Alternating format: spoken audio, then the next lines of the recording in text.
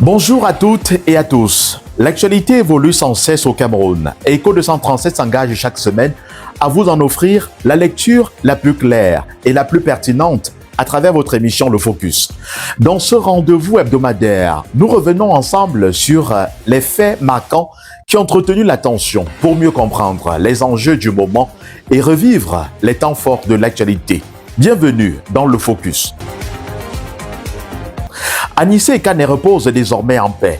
Silence pesant, émotion contenue et colère à peine voilée. À Bomono, l'inhumation d'Anissé Kane laisse derrière elle bien plus qu'un deuil. Elle ravive les fractures autour de l'héritage politique de celui qui fut l'une des figures les plus contestataires de la scène camerounaise. Entre accusations d'ingérence du pouvoir, querelles familiales et dénonciations d'obsèques organisées loin des souhaits de ses militants, la disparition du président historique du Manidem continue de susciter de vives tensions. Dans ce numéro de Le Focus, retour sur les dernières heures d'un hommage profondément marqué par la controverse. Toujours en nécrologie, la série noire se poursuit au sommet de l'État camerounais. Après les disparitions des présidents du Sénat et de la Cour suprême, le régime du renouveau vient de perdre une autre figure emblématique. Kava Yégué Djibril, l'ancien président de l'Assemblée nationale, considéré comme l'un des plus fidèles compagnons de Paul Biya, a été inhumé mercredi dernier dans son village natal de Mada, dans le strict respect des rites musulmans. Sa disparition, survenue quelques mois seulement après celle de son homologue du Sénat, marque un nouveau tournant pour le pouvoir camerounais. Retour sur le parcours d'un homme qui aurait incarné durant 34 ans au perchoir la stabilité et les équilibres du régime Biya.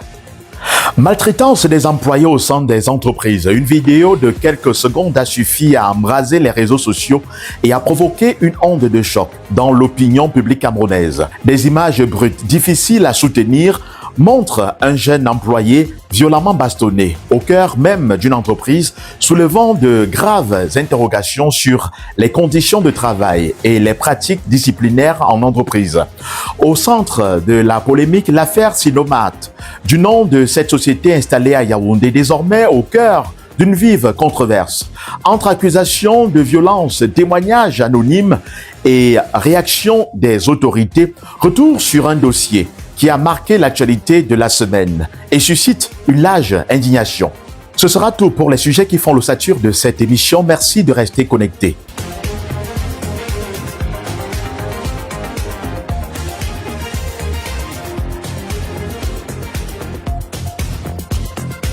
Mesdames, Messieurs, votre fidélité nous honore sur Echo 237, la chaîne de valeur.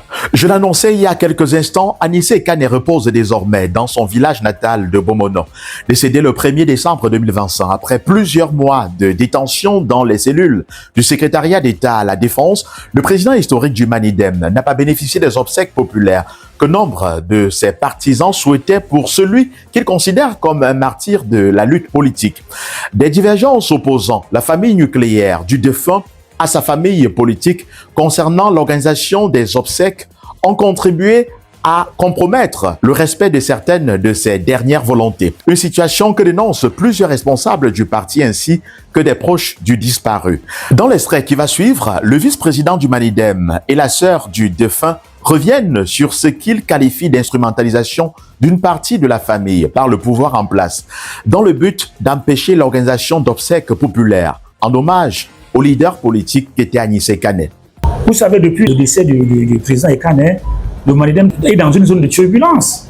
Tout le monde le sait. Nous avons été traînés au tribunal par l'un des fils de Kane qui voulait s'arroger la paternité de l'organisation des obsèques. Nous sommes dans un régime qui est pouvoir judiciaire est sur la boucle du pouvoir exécutif. Donc il fallait s'y attendre que cette décision donne le truc à Mouna. Pourquoi nous en sommes arrivés là?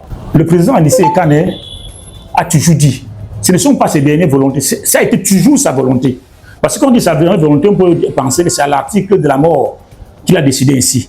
Anissé Kane a toujours dit que son parti politique sera au centre de l'organisation de ses obsèques. Ce pourquoi il lutte depuis plus de 54 ans. Il a laissé des consignes, il a laissé un message audio que tout le monde peut vérifier. Si on nous reprochait peut-être d'avoir trafiqué ce message, on aurait compris. Mais les dernières volontés d'un homme politique ne se discutent pas. De tout homme ne se discute pas. Qui a intérêt que la mémoire d'Anissé Kane disparaisse? Qui a intérêt que les obsèques d'Anissé Kane soient organisées dans l'anonymat? Qui a intérêt que ce pourquoi Anissé Kane s'est battu pendant 54 ans se réduise à une petite organisation domestique? Qui a intérêt?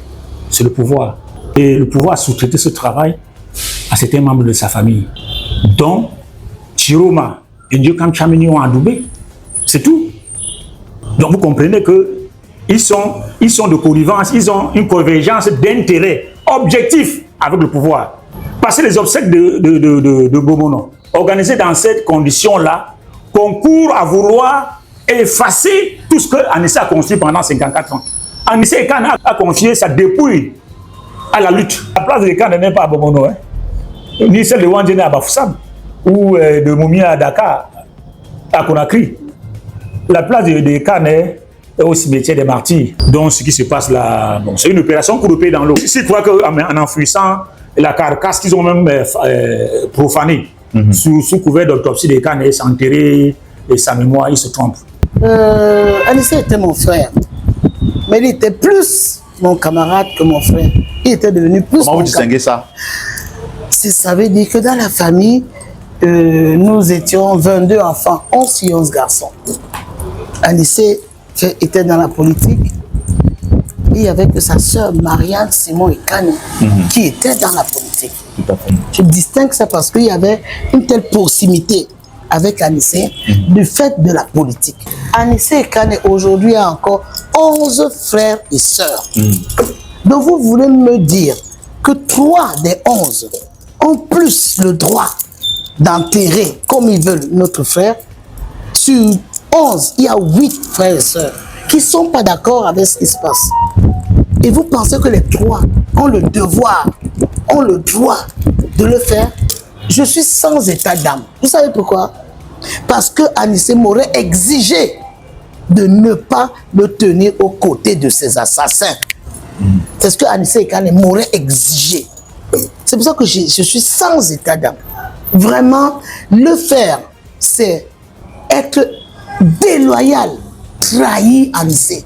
Que moi, Marianne, Simon et Kane, je me tiens aux côtés des chefs Congo qui n'ont rien fait, qui n'ont même pas émis l'idée de donner lui son extracteur, aux côtés de ces assassins. On a l'agonie d'Anissé Kane, organiser ça. Et moi, je vais me tenir à côté de l'assassin de mon frère. Non, vous plaisantez.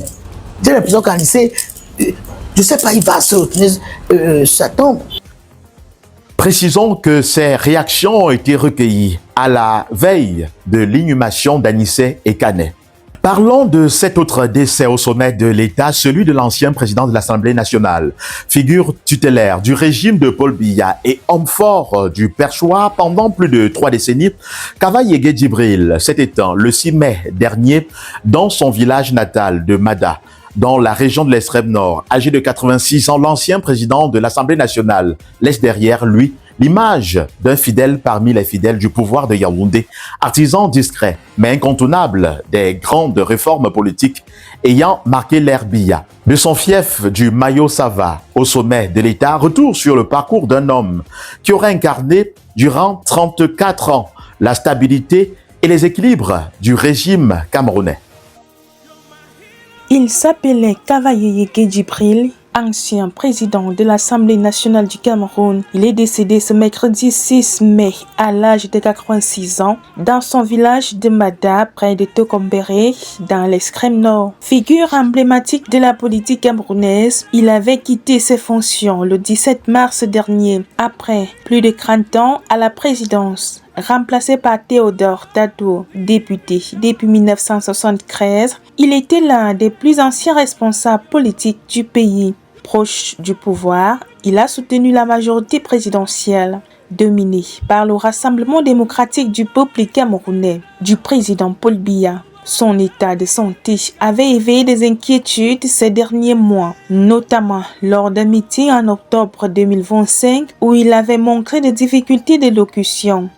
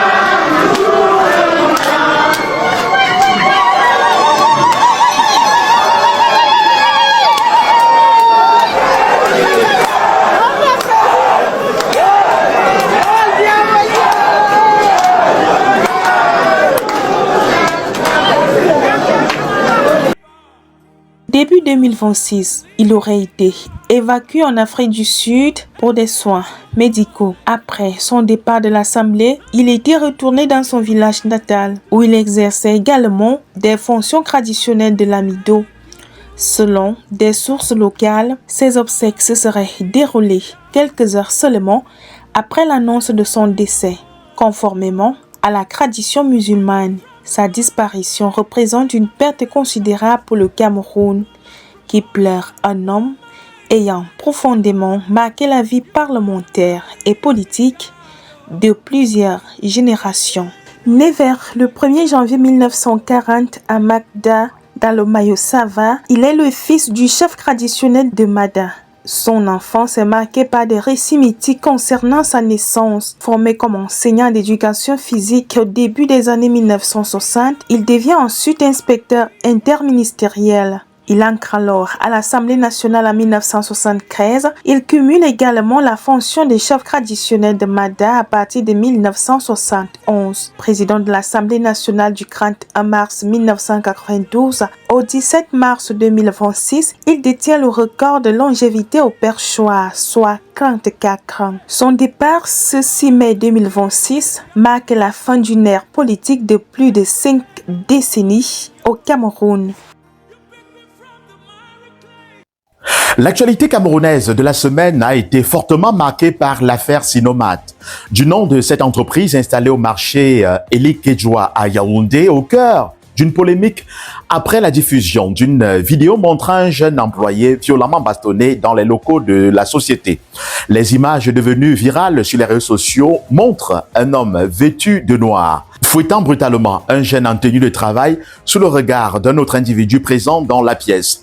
Très rapidement, plusieurs témoignages et enquêtes préliminaires ont permis d'identifier le lieu de la scène comme étant l'entreprise Sinomat, spécialisée dans la vente des produits divers et d'aménagement, appartenant à un ressortissant chinois identifié comme Yang Ming. Selon un témoignage recueilli auprès d'un employé de l'entreprise ayant requis l'anonymat, des violences physiques contre des employés soupçonnés de vol feraient partie d'un système informel instauré au sein de la société. D'après cette source, lors du recrutement, les travailleurs seraient soumis à une entente verbale non mentionnée dans les contrats officiels.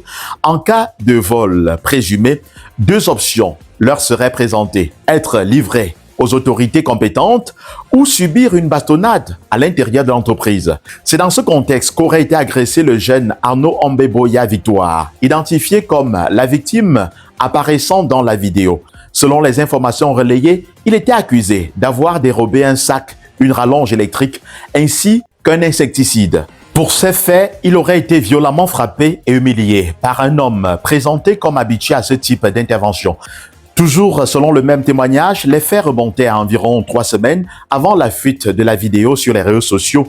Ce jour-là, 4 autres jeunes Camerounais auraient également subi les traitements similaires.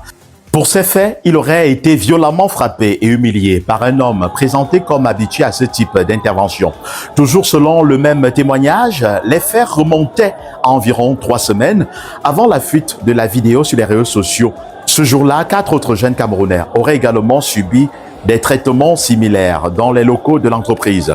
L'affaire a pris une tournure encore plus choquante avec les révélations selon lesquelles les scènes de violence auraient été filmées par des responsables de l'entreprise avant d'être partagées dans un groupe WhatsApp réunissant plusieurs patrons chinois installés au Cameroun.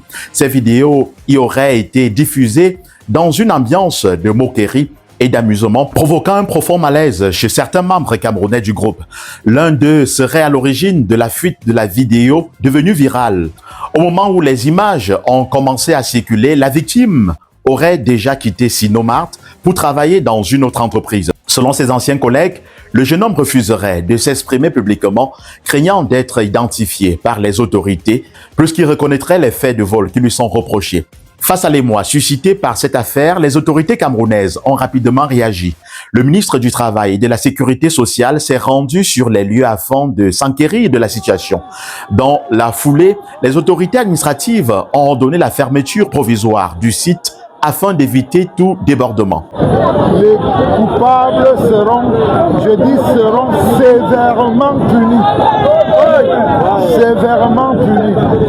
Donc je vous prie vraiment de calmer et de faire qu'il y ait un climat de travail serein autour de ce magasin. Ce n'est pas le magasin qu'on préserve, mais c'est le travail et les travailleurs. Je voudrais que ce soit clair. L'enquête se poursuit. À 7 heures, il y a 3 personnes qui sont arrêtées et on attend les résultats de l'enquête. J'ai demandé que les dirigeants qui sont portés disparus viennent nous voir. Au-delà du scandale provoqué par la vidéo, cette affaire relance le débat sur les conditions de travail et les traitements infligés à certains employés dans plusieurs entreprises étrangères installées au Cameroun. Sur les réseaux sociaux, comme dans l'opinion publique, de nombreuses voix dénoncent des pratiques humiliantes et appellent à des sanctions exemplaires ainsi qu'à un meilleur encadrement des droits des travailleurs. Mesdames, Messieurs, ce sera tout pour cette autre édition de l'émission Le Focus, réalisée avec la collaboration d'Aline Ateba. Merci de nous avoir regardés. À très bientôt. Cameroonian Cultural Festival of North America, l'événement le plus attendu de la diaspora camerounaise, des États-Unis et du Canada. Du 29 au 31 mai 2026, la culture camerounaise sera célébrée avec grandeur dans le DMV, District of Columbia, Maryland et Virginia, à travers l'événement baptisé Cameroonian Cultural Festival of North America. Un concept qui va faire rayonner l'identité culturelle de chaque région du Cameroun en Amérique du Nord. Durant 3 jours de célébration, l'occasion sera donnée aux participants de découvrir les spécificités qui font la diversité de la culture camerounaise à travers l'art culinaire, les expositions d'objets d'art, les danses traditionnelles, l'artisanat et bien d'autres attractions qui illustrent le patrimoine culturel des peuples du Cameroun. Réservez votre participation dès maintenant pour profiter des remises offertes sur les prix des tickets.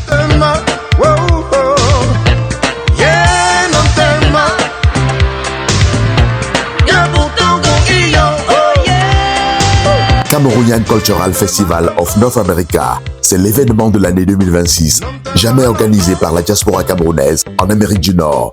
Partenaire média officiel, Echo 237, la chaîne des valeurs.